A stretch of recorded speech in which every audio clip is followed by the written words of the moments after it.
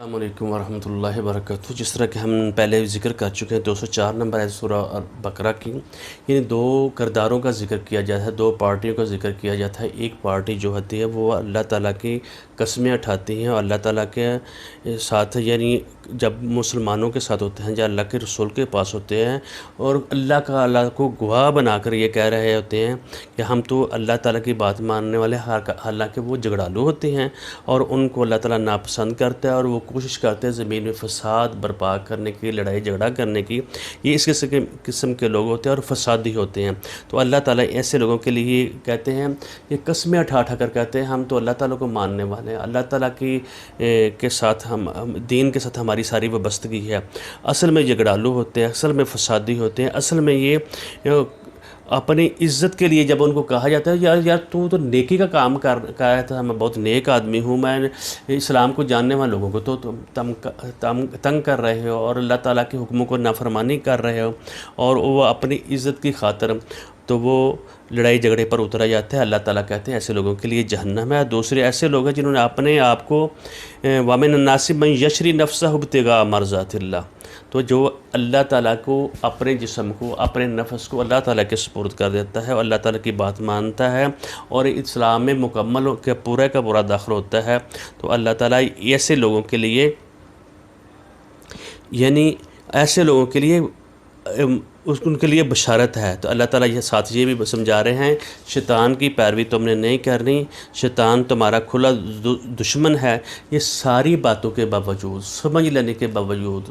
سوچ لینے کے باوجود، آگے 209 نمبر آیت میں اللہ تعالیٰ کہہ رہے ہیں فَإِن زَلَلْتُم مِّن بَعْدِ مَا جَاءَتْكُمُ الْبَيِّنَاتُ، تمہارے پاس قرآن پاک آ گیا ہے، تمہیں بتا دیا ہے یہ حق یہ ہے، نہ حق یہ ہے، منافقت تم نے نہیں کرنی۔ اگر تم اس سے باز نہ آئے، سمجھ لینے کے باوجود، حقیقت کو جان لینے کے باوجود، اگر پھر بھی تم پھسل گئے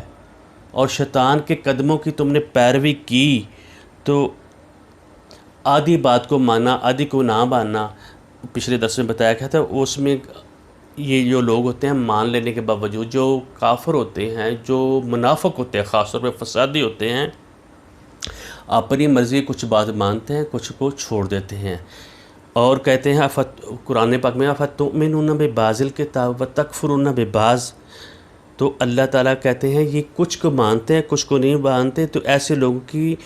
رسوائی ہے دنیا میں بھی اور آخرت میں بھی۔ تو اللہ تعالیٰ کہتے ہیں اگر تم پھسل گئے، اگر تمہیں حق میں نے بتا دیا ہے، پوری کا واضح بتا دیا ہے، جاءتکم البینات فاعلموا ان اللہ عزیز حکیم، تو پھر تم جان لو اللہ تعالیٰ بڑا زبردست قوت والا ہے، طاقت والا ہے۔ اللہ تعالیٰ کہہ رہے ہیں میں نے تم کو یہ ایسے میں نے نظام نہیں بنایا، پوری کائنات تمہارے لیے بنائی، تمہیں میں اپنی عبادت کے لیے پیدا کیا، اگر تم نے ساری یہ بات سمجھ لینے کے بعد تم میں روح پھونکی، تمہیں میں نے قرآن دیا، تمہیں رسالت دی، تمہیں ہر چیز دی، اور میری نعمتوں کو تم لینے کے باوجود، تو کچھ اگر تم نے یہ اور ساری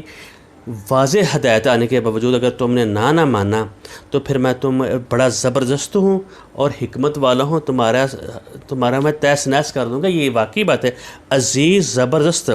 اس میں یہ جو تحدید ہے، جو دھمکی اللہ تعالیٰ دے رہے ہیں، کہتے ہیں اللہ تعالیٰ کہہ رہے ہیں میری پکڑ جو ہے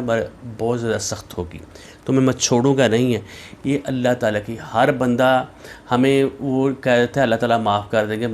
اللہ تعالیٰ نے جو احکام بتائے ہوئے ہیں ان کے اوپر مکمل طور پر عمل کرنا ہے۔ یہ نہیں اللہ تعالیٰ کو ڈیلی ڈالی نہیں بات کر رہے، یہ پکڑنے، یہ اتنا بڑا نظام بنانے کا مقصد کیا ہے، وہ حکیم ہے اور پکڑے گا بڑا زبردست۔ دین کا جو مذاق اڑاتا ہے، جو اللہ تعالیٰ کے رسولوں کا مذاق اڑاتا ہے، جو اللہ تعالیٰ کی کتاب اس کو دی ہے، اس کو سمجھ لینے کے بعد اس کو نہیں مان، اس کی لاپرواہی کرتا ہے، پھر اس بندے کی اللہ تعالیٰ کیا پرواہ کرے گا۔ تو اللہ تعالیٰ آزمائش میں ڈالتا ہے، جنت اور جہنم بنانے کا اللہ تعالیٰ کے جو پھر یہ جو ہے آزمائش ہے،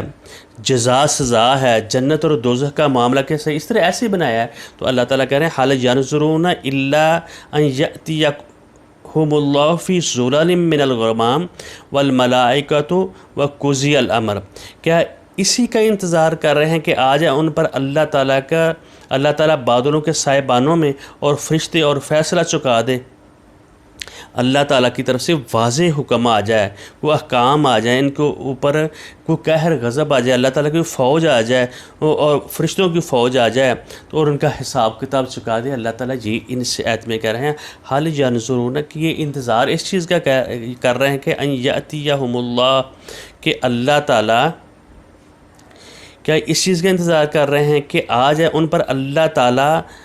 پر اللہ تعالیٰ بادلوں کے سائے بانوں میں اور فرشتے اور فیصلہ چکا دیا جائے. یہ ایسے لوگوں کے لیے اللہ تعالیٰ یعنی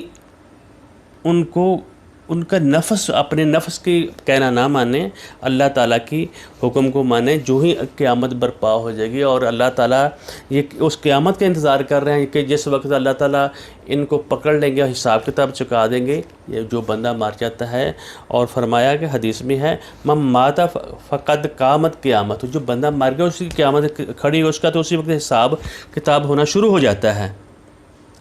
تو اللہ تعالیٰ یہ بات کہہ رہے ہیں کہ تم اس چیز سے باز آ جاؤ، جو میں نے کہا ہے، جو میری بینات ہیں اس کے اوپر عمل کرو. وَإِلَى اللَّهِ تُرْجَعُ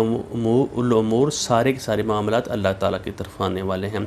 ایک دو کرداروں کی اللہ تعالیٰ نے بات بتائی ہے ہمیں، ایک جھوٹا ہوا ہے اوپر سے ایمان لایا ہے اور اس کے دل میں کفر ہے اور فساد برپا کرنے کی کوشش کرتا ہے. دوسرے ایمان والے ہیں، ان کے لیے جنات ہیں، ان کے لیے بشارتیں ہیں. تو اور ان بینات، ان واضح چیزوں کے آنے کے باوجود جو بندہ سمجھ لینے کے باوجود، سوچ لینے کے باوجود، اللہ تعالیٰ کے احکامات کو جان لینے کے باوجود پھر عمل نہیں کرتے، اللہ تعالیٰ کہتے ہیں میں بڑا زبردست ہوں. اور فرمایا ایسی چیزوں کو سمجھ لینے کے باوجود تو جان لو کہ اللہ تعالیٰ عزیز حکیم، بڑی قوت والے ہیں، طاقت والے ہیں اور تم نے کہیں بھاگ نہیں سکتے اور اسی کی طرف جانا ہے. اللہ تعالیٰ ہمیں قرآن پاک پر عمل کرنے کی توفیق دے. یہ دو کردار تھے اور ان کا نتیجہ جو نہیں مانتے ان کے لیے کیا وعید ہے، اور ہمیں اللہ تعالیٰ عمل کی توفیق دے. بارک اللہ لی و لکم و لسائر المسلمین.